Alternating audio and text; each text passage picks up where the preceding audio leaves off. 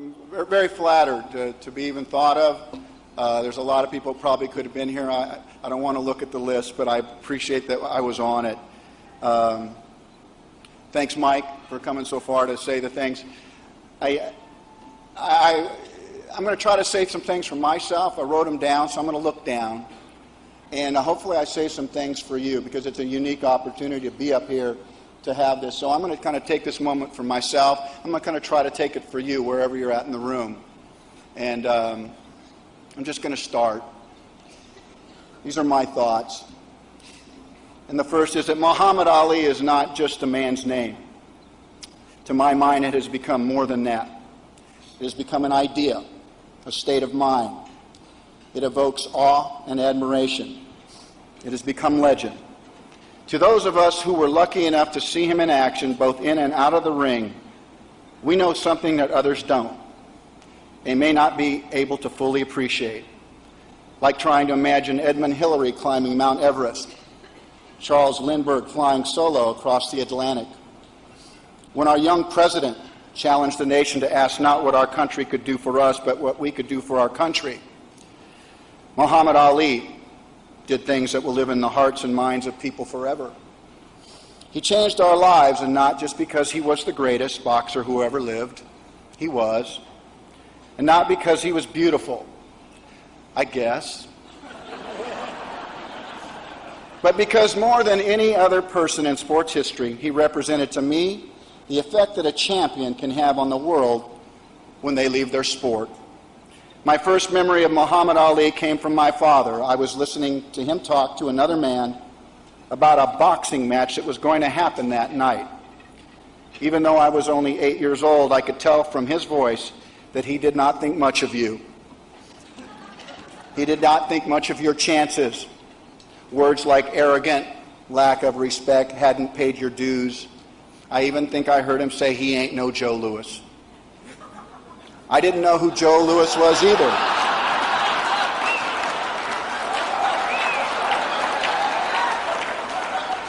I did not know who Joe Louis was either, but I could tell that my dad was sure that some guy named Sonny Liston was going to fix everything.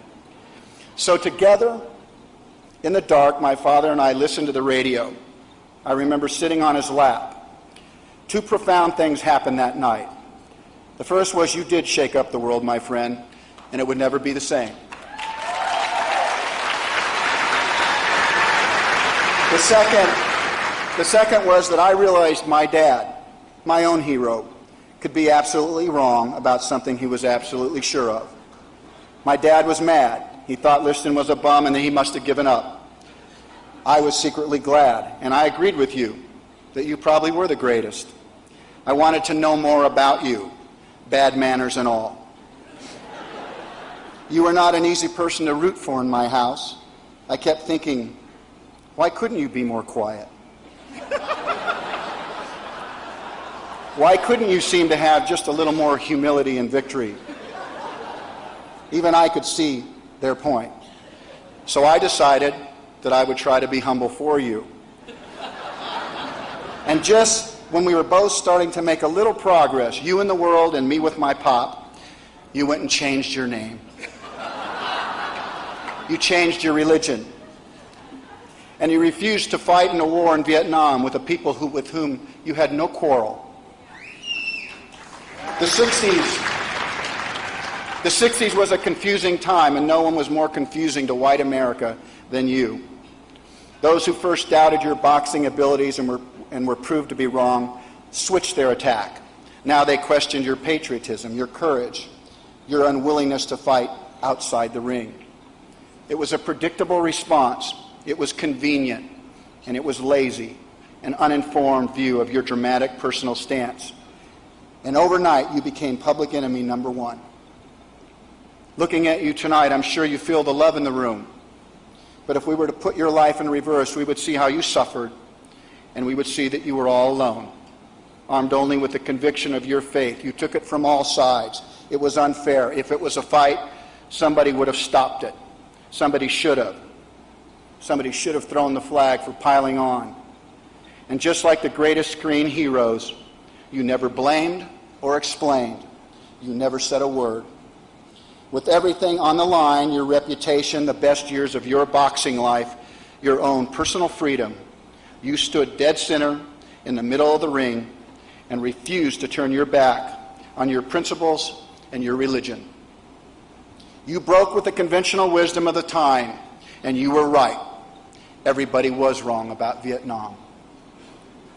You never surrendered in the ring, and you never surrendered outside it. Your title was taken away from you. You were robbed. But in doing so, you won the greatest battle of all. You won the love of the people. Women, men, poor people, rich people, white people, black people, children. You became the most famous person in the world putting on a show. I can remember you quickly combing your hair, waiting for a decision. What were you doing? I mean, who does that? Who does that in such a moment? You were a sly one, Muhammad, and we now know that you were fixing yourself up to play a greater role than just the boxer we all saw. You became the most famous person in the world pretending to be a fighter when you were really a man of peace. When you came back to us, you were almost the same. The old battle lines were redrawn, but something was different. A shift was occurring in the country, and now when you went down, we ached.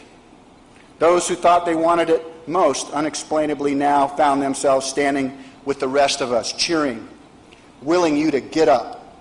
A shift was occurring in the country. A shift was occurring because you never did. And suddenly we knew that a man like you was once in a lifetime. Thank you for taking us on your extraordinary journey. For the fleeting moments when we all thought we could float like a butterfly. Thank you for those amazing nights under the lights when you stung like a bee.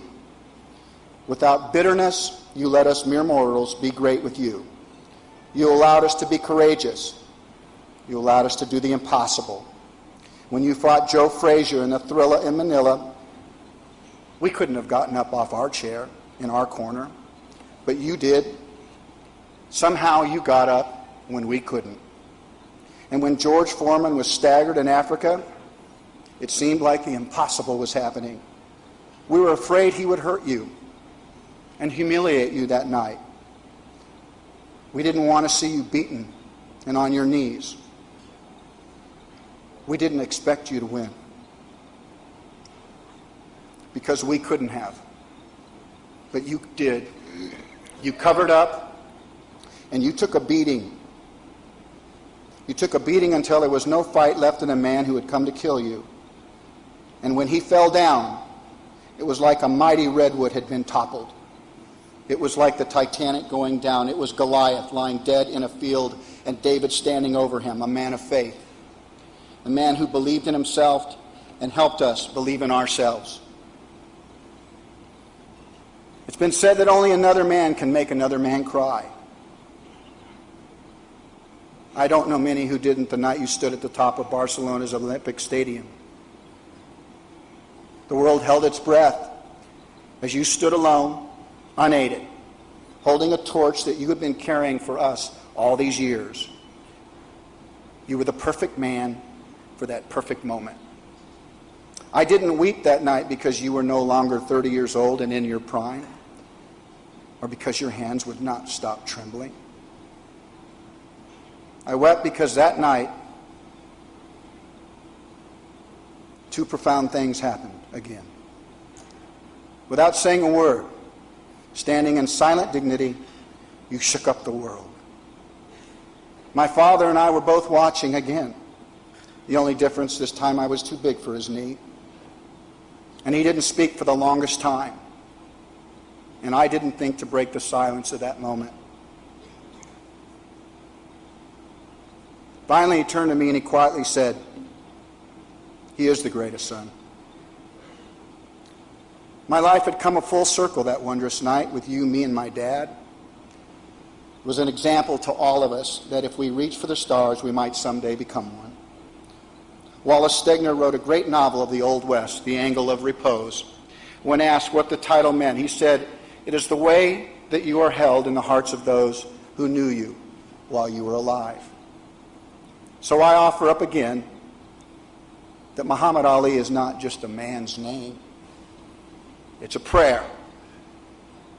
It's a whisper, a chant, a rallying cry, a trumpet call. It's a challenge to be the best we can be. Muhammad Ali is not just a man's name. It's a magical place where men can triumph and be celebrated. And to that point, I wonder how many of us remember the movie Spartacus, when the Romans are asking the rebel slaves, which among them is Spartacus? And if he will step forward, the rest will be spared. And so to save his men, he stands up and he says that he is Spartacus. And then one by one, each of his men stands up and say that he is Spartacus. Spartacus is not a man's name anymore either. It has become a battle cry to free men everywhere. So tonight, I want to raise my glass and I ask you to do the same. To the first and greatest Muhammad Ali. It is the name of all good men everywhere who are fighting a good fight. Your fight has always been to make the world a better place, and you have won. We thank you for showing us how to be a warrior, and we thank you for showing us how to be a peaceful warrior. In our best moments, we are all Muhammad Ali.